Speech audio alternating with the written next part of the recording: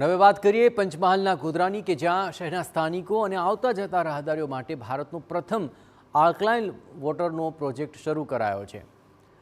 ગોધરાવાસીઓ અને ગોધરામાં આવતા મુસાફરોને હવે સરળતાથી શુદ્ધ પીવાનું પાણી મળી રહેશે। ગોધરા નગરપાલિકા અને ખાનગી કંપનીના સંયુક્તપણે ભારતનો પ્રથમ સાર્વજનિક આલ્કલાઇન વોટર એટીએમ પ્રોજેક્ટ શરૂ કરવામાં આવ્યો।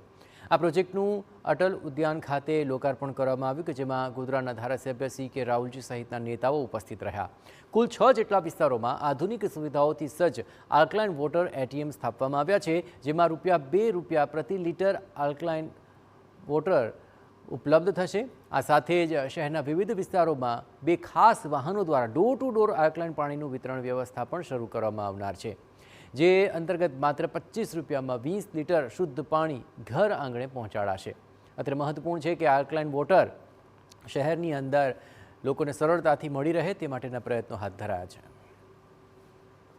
જગ્યાએ એટીએમ મૂકીને 1 લીટર પાણીના ₹2 પ્રમાણે અને આરોની લીટરના પાણીના ₹20, એટલે 1 લીટરે ₹18 જેટલો આરોના પાણીનાથી અને આ આલ્કલાઇન વોટરના પ્લાન્ટથી લોકોને શુદ્ધ પીવાનું પાણી મળશે।